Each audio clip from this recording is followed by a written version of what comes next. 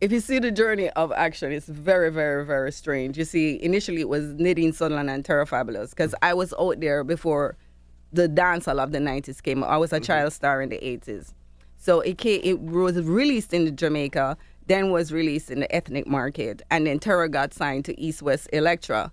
So because it was their artist, they had Terra Fabulous. But then they asked me to come in the video, and I'm a trained dancer. So I said, yeah, I'll come in the video. I'll go in the video. And I took on the responsibility of getting the dance together, the choreography, because I did modern and ballet and African and dancehall dance. So I was like, yeah. So they only had Terra Fabulous, but I think I showed up and showed out. Oh, yes, you did. Yeah, and by the time they signed me. So initially, when it burst in the scene, it was Terra Fabulous. And then after, when they signed me, see Terra Fabulous featuring Nadine Sutherland. So that's the history of Action.